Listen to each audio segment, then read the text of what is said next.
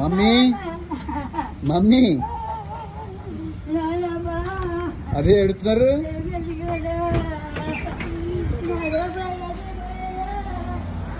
ఏం వండుకున్నా? కూర ఉండండా లేదా? ఏం కూర? గోంగూర.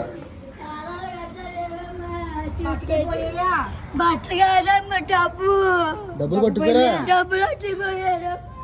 ఎవరో చేసుకో.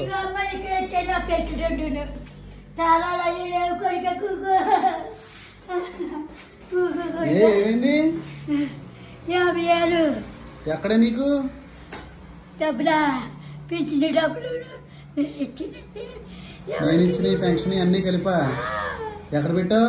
అదో పెట్టుడు అక్కడే. మరి అంత డబ్బులు అందులో పెట్టుకుంటావా? మరి ఇంకెక్కడ ఎట్టినమ్మా దాచుకుంటున్నాను. ఎప్పుడు పట్టుకుపోయారు? మన మంగళవారం తోటి 2 మంగళవారాలు వెళ్ళి. పోలీసులు ఎవరన్నా చెప్పారా? చెప్పాను నిన్న. నాకు చెప్పాల్సిందిగా నేను ఫోన్ చేసి చెప్తాను. అన్నీ చెప్పాను. ఆయనతో ఆ దగ్గరికి వెళ్ళి చెప్పాను నిన్న. అన్నీ చెప్పాను. ఎవరాలు ఇక్కడ వాళ్ళు ఎవరో పట్టుకుపోయి ఉంటారు.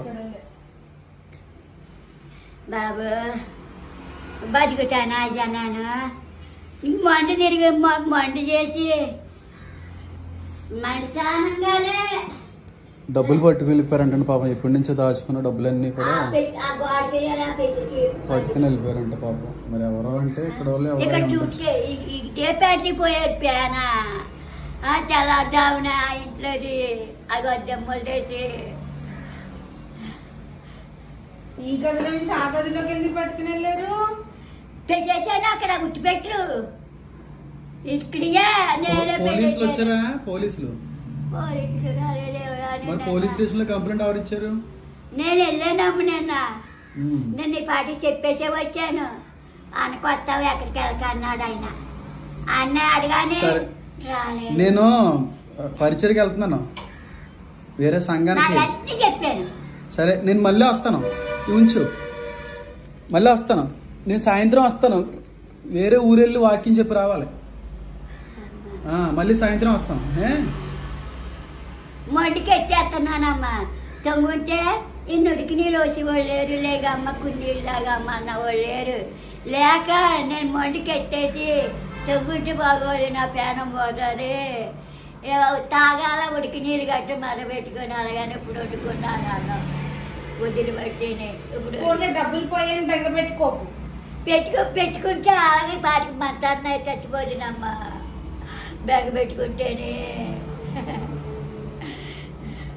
బెంగ పెట్టుకుంటే మంచాన్న చచ్చిపోతుంది. వాటికి పిన్నుడికి నీళ్ళు పోసేవాళ్ళు లేరు, పలకరించేవాళ్ళు లేరు. అలా నాకు మీరు బాగా ఉంటున్నారు. నన్ను ఎలా పలకరించారు? ఏమొద్దా నీకైతే? నాకేమొద్దయ్యా. కాయగూరలు? నాకు కాయగూరలు కాదే, మిరగాయలు కాదు. అయ్యో కావాలంటే పంపుతాను. నాకు వద్దు అయ్యి కొడుకా, నాకు వద్దు. సరే డబ్బులు జాగ్రత్తగా పెట్టుకో. నాకు వద్దయ్యా, నాకు వద్దయ్యా. నీ దగ్గరికి ఎవరు వస్తారా? ఎవరింట్లో వాళ్ళే మనుషులు ఉన్నవాడు. మరి ఎవరు వస్తారో నీ దగ్గరికి? ఇంకెవరు వస్తారు? ఎవరు వస్తారమ్మా? ఎవరు రారు. మా ఆయన బయలు పడుచుకొని ఇక్కడ నేల పడుచుకొని అలా నేనే 4 రోజులు ప్యానంతో ఉంటే 4 రోజులు నేనే మళ్ళీ వచ్చేది పోయి టీ తెచ్చుకొని ఆయనకు బట్టి ఉగ్గు చెప్తాటి నేను తాగేదాన్ని. అప్పుడే లేదు 4 రోజులు దొంగన్నాడు మంచం మీద. అప్పుడే నీకు అమ్మ కాఫీ నీళ్ళు ఏమంటావా? అమ్మ ఏం తాగుతారు అని అడిగి అమ్మలేదు.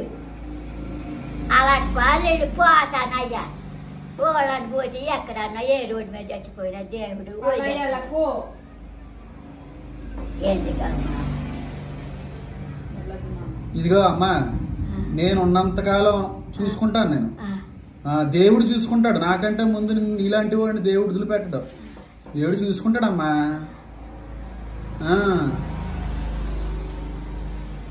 మీలాంటి వాళ్ళ కొరకే దేవుడు నిలబడతాడు, మా కోసం కాదు. ధైర్యంగా ఉండండి. ధైర్యంగానే ఉంటున్నాను. బాధపడకండి. పోయి డబ్బులు పోయి బాధ. డబ్బు పోయిందనే నాకు బాధ. ఎత్తాడు, అంతకు మించి ఎత్తాడు దేవుడు. సరే నేను చూసుకుని ఆరాధన మళ్ళీ వస్తాను. ఉంటానే. రండి అమ్మా. వద్దు లేకొద్దు ఇంకా. ప్రభువైన యేసుక్రీస్తు వారి పేరట శుభాభివందనాలు తెలియపరుస్తున్నాను. చాలా విచారకరమైనటువంటి విషయాన్ని నేనైతే వినడం జరిగింది, చూడడం అయితే జరిగింది. బలహీనురాలు, బేదరాలు, చాలా దరిద్రతను అనుభవించేటువంటి పేదరాలు కుటుంబాన్ని దోచుకున్నటువంటి దుండగుడు. చాలా బాధపడుతున్నారు తల్లిగారు, చాలా ఏడుస్తున్నారు తల్లిగారు. సంతోషం గారి యొక్క క్షేమం కొరకు మీరందరూ కూడా ప్రార్థించవలసింది నేనైతే కోరుకుంటున్నాను. ఇటువారు ఎవరన్నా మీకు కనబడినప్పుడు చూసి చూడనట్టుగా అయితే మాత్రం ఎప్పుడు కూడా వదిలేయకండి. అటువారి యొక్క బాధ్యత దేవుడు మనందరికి కూడా అందించాడు. వాళ్ళు మన కళల్లో పడేట్టుగా దేవుడు చేశాడు అంటే ఆ సమయంలో ఎంతో కొంత మన ద్వారాగా అటువారి దీవించబడ్డానికే దేవుడు ఇప్పుడు కూడా అటువారిని మనకు కనబడడానికి చూపించడానికి ఇష్టపడుతూ ఉంటాడు. కనుక అటువారు ఎవరన్నా మీ పరిసర ప్రాంతాల్లో ఉంటే దయచేసి చూసి చూడనట్టుగా అయితే మాత్రం ఎట్టి పరిస్థితుల్లో కూడా వదిలేయకండి. మనం ఈరోజు బాగున్నామంటే ఆ బాగున్నది మన కుటుంబానికి మాత్రమే పరిమితం అయిపోవడానికి ఎప్పుడు కూడా దేవుడు దీవించడం. మనల్ని దేవుడు ఎంత దీవించినా సరే మనల్ని నలుగురికి దీవెనకరంగా ఉండాలనే ఉద్దేశంతోనే దీవిస్తాడు. కనుక ఉన్న దాంట్లోనే ఎంతో కొంతమందికి సహాయాన్ని అందించండి. ఒకవేళ మీ ప్రాంతాల్లో కూడా ఇటువారు ఎవరన్నా సరే ఉన్న పక్షాన్ని నాకు తెలియచేయండి. నాకున్న దాంట్లో నేను కూడా చేతనైన సహాయాన్ని అందించడానికి ఎప్పుడూ కూడా ఇష్టపడుతున్నాను. బియ్యం రూపంలో కావచ్చు, ధన రూపంలో కావచ్చు, మనం సహాయం చేద్దాం, దేవుని ప్రేమని చాటదాం. దయచేసి ఈ విషయాన్ని అందరూ కూడా గమనించవలసి నేను కోరుకుంటున్నాను. అందరికి కూడా వందనాలు. Praise lord.